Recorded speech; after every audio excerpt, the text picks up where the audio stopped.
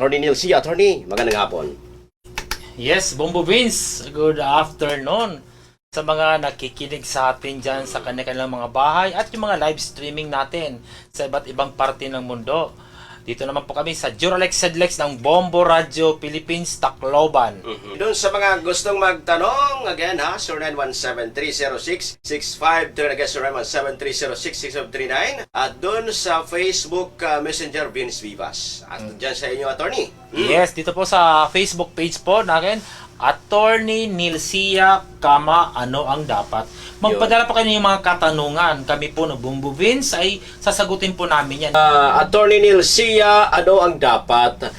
Kapitbahay namin ang nagkakalat ng chismis na babae raw ako ng mister niya. Na-stress na po ako. Sana po, saan po ba ako pwedeng lumapit? Dahil gusto ko talaga siyang kasuhan. Pero paano? Wala naman po akong testigo dahil ayaw makialam ang iba at natatakot makialam. Please, tulungan niyo po ako. Gusto ko talaga ipakulong ang babaeng iyon para magtanda na siya. Attorney Neil.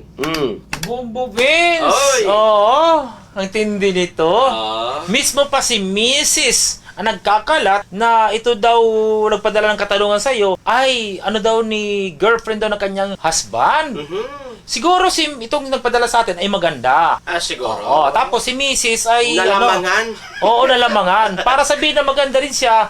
Sinasabi niya, "Oy, yan ang karibal ko." Ayun. Magkapantay kami. Oy, naku. Yung mga hubog ng katawan, Wow! parang Sweet 16. Oh. 40 years ago. So, yun. Parang ganun si Mrs. Bombo Vince, yung naalala natin yung mga lolo't lola natin. Ang sabi, pag madadaldal, anong gagawin natin na? Subukan mo ng ano, ilagay mo ng imapula. Ano yan? Sili. Bigyan ng isang... Ano yan? Yung sili, yung palad mo puno ng sili. Tapos, ano gagawin sa sili, Bombo Vince? Ipakain sa kanya. Ay, nako. Mga kalahating kilo. Ano, ya chismosa. Wala na. Stop the drop. Stop the Stop the drop. So, ang problema, magrereklamo daw siya. Walang testigo. uy, nako. Paano yan? Oo, ang problema, Bombo Vince, ang gagaling ng mga kapitbahay magkukwento. Pero takot daw. Pag sila, sige, testigo kayo ha. Okay. Ikaw. Testigo kayo ha. Ano sabi ng kapitbahay? Ayaw namin makialam. Ang gagaling ng mga kapitbahay. Pero pag sila lang, attorney, ay nako. Oo, tapos pag sinabi mo Bombo Vince na, oy, mag-inom, meron natin, may sinugba ko dito. Punta kayo. So, Ang bilis pa sa alas 10, attorney. Ganitan. Ito, Bombo Vince, dito dapat masusukat yung pagiging magkaibigan. Pero, yan. nasaan na? Wala na. So, ano ngayon ang pwedeng gawin nitong nagpadala na siya daw ay pinagkakalat na siya daw ay kabit ng kanyang husband ng itong chismosa? Oo. Ako, Bombo Vince, kung ano sa palagay mo, Bombo Vince, yung mga reaction ng ating mga... Mamaya. Basahin natin, attorney. Mamaya yung... Sa mga nakikinig dyan, itong katanungan. Itong si Mrs. nagkakalat ng chismis na itong babae daw na isa, ito nagpadala ng katanungan sa atin, ay, girlfriend daw ng kanyang husband. So, galit na galit itong babae, ba't niyo ako dadamay? Nananahimik lang ako. Ba't ako madadamay sa ibang lalaki? Wala na akong ginagawa. At ikaw pa mismo na Mrs. nagkakalat na ako yung babae ng iyong asawa. Yun. So, ito, nanghingi ng tulong kay Bombo Vince. Oo. Bombo Vince, baka ikaw itong lalaking itong binabanggit. Busy ako kahapon. Si Bombo Vince, palaging busy. Pag involved ang babae. Busy ako. Okay, pero anyway, ano bang pwede maggawin ni Mrs. Na siya ganyan sinisiraan ng kanyang kapitbahay, na chismosa, makakati ang dila, na mas masahol pa dun sa sinasabi nilang marites. Kasi mismo yung asawa pa niya, ang dinadawit niya na ikaw, babae ka ng aking husband. So si Mrs. ngayon galit na galit itong isa. Ang pwede niyong gawin, ipatawag niyo sa barangay hall. Pasumunan mo, walang testigo, saka mo na isipin yan, ipatawag mo sa barangay hall. Tapos, kumprontahin mo. Bakit mo pinagkakalat na ako ang babae ng iyong husband? Wala akong karelasyon, hindi ko karelasyon ng husband mo. Paliwanag mo. Ngayon, kung sa palagay mo, talagang, siya, itong mag-insist ikaw talagang ang babae ng kanyang asawa. Ano mo? Sumakay ka sa isyu para maging katawa-tawa para siya ngayon mapahiya. Sabihin mo, oo, ako nga. Oo. At maniwala ka, ang husband mo. Gustong-gusto ako. At sabi na ng husband mo, In love. oo nga, in love daw sa akin at ayaw na sa'yo. Para tumigil. Yun.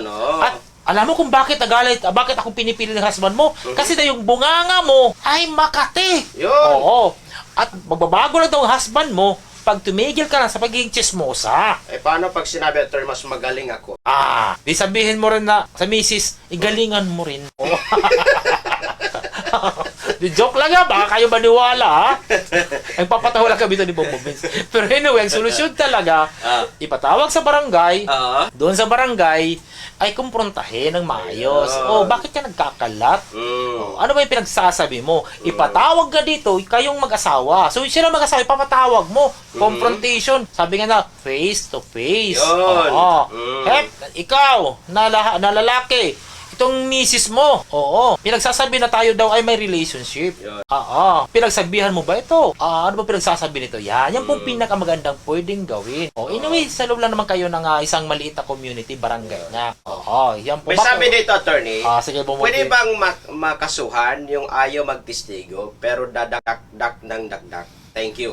Bombo Vince, yung mga, hindi naman, ang tawag sa kanila, hindi testigo. Ang tao pong madaldal na nagkakalat ng mga chismis ay intriguing against honor ang tawag niyan. Criminal yan. Halimbawa, itong isa, ang daldal niya. Sabi niya, alam mo, sabi doon sa kabilang kanto na yan daw si itong kabit daw ni So, ito nagkakalat. Sige ate, ikaw na lang testigo ko kasi yung sino ba yan? Ang daldal ng mukha, ang daldal ng bunganga. Ang grabe ang alisngaw. Din sasabihin nito, wag niyo akong idamay. Ayaw maging testigo. Pero pwede niya siyang idemanda ng intriguing against honor kasi nagkakalat siya ng mga chismis. So, pwede siya maging kriminal. Hindi yung ayaw magtestigo, kundi mismo siya liable ang isang kriminal kasi nagkakalat siya ng mga, simbaho pa ng basura na chismis. At ang tawag doon, kung nasa Malacanang po kayo, ang tawag dyan, na kuryente.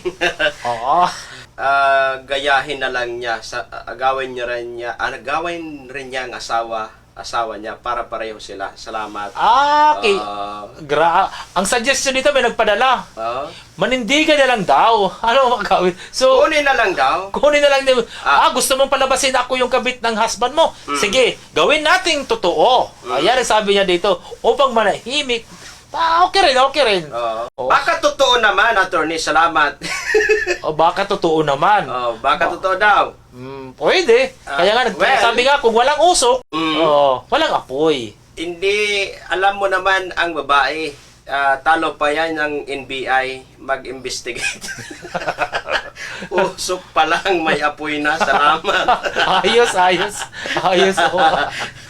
So, yan po pwede po kayo mag-file ng intriguing against honor. Sige, Bobo Vince, doon tayo sa next question. Ayun, sa sunod na tanong na pinala sa atin dito. Okay. Okay. Ito, Attorney Nilcia, ano ang dapat? Anong pwedeng kaso pag nahuli mo na nag-cheat ang Mr. partner mo? Di pa po kasal at ngayon buntis ka. Emotional stress naman sa ginagawa niya. Lalo pang nag-aaway kami. Anong document or evidence ko pwedeng i-file if ever? Attorney Ni. Okay, Bombo Vince, no? Ang katanungan nito ay tungkol sa mayroon nagli-live-in. Yun. At itong si husband, partner, ay meron daw ibang babae. At ito daw naman si babae ay buntis ngayon at na-stress na. Ngayon, nagtatanong itong si babae na buntis, dahil hindi nga sila kasal nitong kanyang boyfriend, anong documents or evidences daw ang pwede niyang gamitin to file a case against doon sa kanyang husband, partner. Now, Bombo Vince, no? Akala natin napaka-simple ng question, no? Ay, Bombo Vince, yung isa kasing babaeng nagbubuntis ay dumadaan niya ng mga stress. O dumadaan niya ng mga emotional stage po. I'm sorry. Emotional stage. So dito po ay minsan yung iba yung kanyang dinadaanan na stage habang siya nagbubuntis. Nagiging suspicious sa kanyang husband. Oo, lahat ng bagay binibigyan ng interpretation. So, pwede mangyari po yan. Oo. So, sabi mo, yung husband mo, mayroon ng iba, o hindi ka na mahal, o parang sa palagay mo, kasi nga nagbubuntis. Oo. Mayroon naman ibang nagbubuntis na galit palagi pag nakakita sa kanyang husband. Yes, meron ganon. Sabi dito, attorney. Siguro, attorney, yung asawa ko, 60 years old, pero ganyan. Pero hindi na yun na magbubuntis. Salamat. Ganon daw yung karakter ng asawa niya. Pero 60 years old, hindi na yun magbubuntis. Okay no, tama naman. Oo. So, ito pinapalabas ito isa. Pero ito ba, kasi mga bata pa to, no? Kaya nagbubuntis yung bata pa. wife. Anong evidence ang kanyang pwedeng gawin laban dun sa kanyang husband? Oo. Ito nga pinakamaganda nating gawin as advice muna, Bumbufins, no? Dumaan muna sila sa counseling or dumaan muna sila doon sa, ipaliwanag ito ng kanilang, sino bang humawak na doktor sa iyo po, ate? Kung kayo po ay, sabi ko, nagbubuntis kayo, ibig sabihin, meron kayong prenatal check-up. Ayun. O, itanong nyo yung inyo pong nararamdaman. Yung inyong pong hinala, suspicious po, laban sa inyong husband. Kasi baka po yan ay nasa psychology po ang problema at yun lang pong hinala mo, laban sa iyong husband kasi nga nagbubuntis po kayo. Marami kasi effect po minsan ng pagbubuntis, psychologically, emotionally. Oo, minsan iba, depressed, dahil akala nila pangit na sila kasi nagbubuntis sila. Yun. Marami pong dinadaanan ng isang pagbubuntis po. Ano bang pwedeng gawin ng isang husband kung ang kanila pong wife ay nagbubuntis? Ang dapat maging maunawain sila. So dito naman, kung sakali naman po, totoo na si husband, partner, ay mayroon nga pong ginagawang milagro. Anong evidence ang dapat mong gawin? Una, mayroon ka mga kaibigan na magpapatunay, na magtuturo, na totoo nga ang nangyayari. Bakit po? Kasi pag nag-file po kayo ng violence against women and their children, kasi yun lang naman po ang pwede mong ma-file laban doon sa partner, husband mo, na siya po ay, kasi naghinala ka nga siya may iba, at nag-file ka nga. Ang mangyayari niyan, pag nandun kayo sa court, ay baka mag-presenter siya ngayon ng psychologist na patutunayan niya na ang ganitong taong babae dumadaan sa pagbubuntis ay dumadaan ng ganitong stages at mahili yung isip nila grabe gumawa ng mga hallucination o mga grabing pag-iisip, mga hinala. So, babalik sa iyo, madidismiss yung case. So, kung gusto mong patunayan at naniniwala ka sa iyo pong hinala, ay maghanap ka ng evidence, mga kaibigan mo na tumutulong sa iyo, nagsusuporta sa iyo at naniniwala sa iyo na patutunayan niya ito nga si husband, partner, ay meron kang ginagawang hindi maganda o may iba. Yan po ang pwede mong gawin. Hindi pwedeng puro hinala lang. Kawawa naman yung iba. Po. Okay, ito na, sunod na ito na pinadala sa atin dito. Attorney Lucia, ano ang dapat pulis po, Mr. Ko? Kasal kami, may na-meet siya na girl. Hanggang sa nahuli ko po, willing na si hubby magbago. Kaya lang po, itong si girl palaging nagre-research or nagre-reach out sa Mr. Ko. Knowing na kasal po kami, willing si girl maging side check.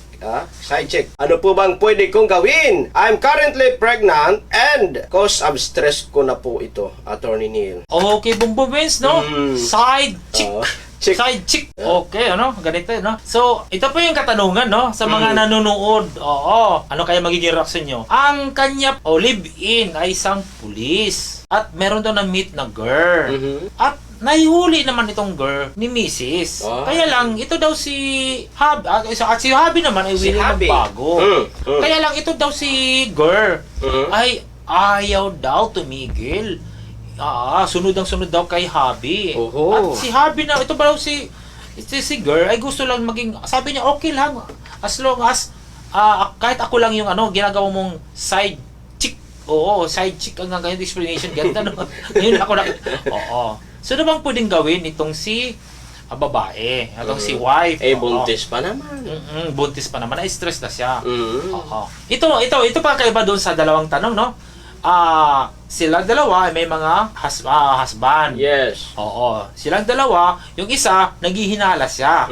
Oo. Yung ito namang isa, ay talagang napatunayan niya. Oo, lahat sila, puro sila buntis, no? So, ano pagkaiba ng dito? Ito naman, sure talaga. Nakita niya talaga, nagkausap niya talaga. Ayaw lang tumigil ni itong si girl kasi gusto niya maging side chick daw. Oo. So, so, ano nga pwede niyang gawin? Ang pwede niyang gawin ngayon, kausapin niya yung hobby niya. Okay. Oo. Hobby? Oo, hobby. Ano ba yung sunod ang sunod sa'yo? Oh, sino yan? Oo. Kaya, sinabi mo, ayaw mo na sa kanya. Bakit andyan pa siya? Sasabihin ni Habi, ayaw tumigil. O, kahit kung ayaw tumigil, kausapin mo. Oo, sabihin mo. Oo. Or, pwede natin ipatawag siya kung saan man siya nakatira. Oo. Ipabarangay. Pag-usapan. Oo, pabarangay na, tigilan mo na kami. Huwag mo na kaming gagambalain. Marami pong option pwede ka pong gawin, ate. Laban doon sa babae. Kung gusto mo talaga, mismo si Habi, kausapin mo masinsinan, totoo talaga nagbabago ka na. Kasi maraming paraan. Opo. Pwede siyang gawin. Hindi yung hanggang salita lang. So, yun po ang pwede masuggest natin, Bobo Wins. Oo. So, sa mga nanonood, mayroong pagkakaiba po doon sa issue, ha? Akala natin parehas. Yung isa, may hinala, pero wala sang evidence. Ito po, may evidence talaga. Okay. So, that's all, Bobo Wins. Hi, Habi. Inanyayaan ko po kayo mag-like, subscribe, at follow po sa Facebook page ko, Attorney Nilcia, ano ang dapat.